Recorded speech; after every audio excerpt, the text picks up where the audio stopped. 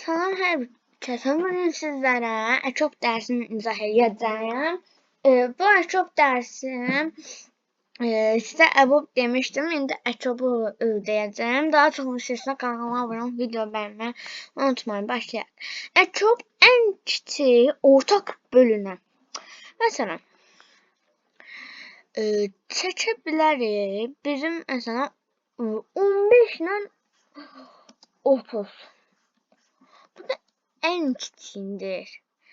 Birinci bunları sadələşdir. 15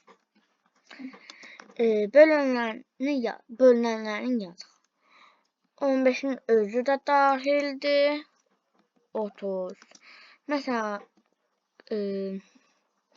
45, sonra 60, 75, 90 və s. belə. İndi 30'a yazaq. 30. 30-uncu olacaq. Yazaq. Elə 30, bir də 60. Görürsüz? 90 da oldu. Burada en küçük değilsə, burada 30, 15 var burada. Yoxdursa sayılmır. Bu sayılmır. 15 sayılmır. 30 ilə 30 varsa demək ki bu sayılır. Yəni cavab 30.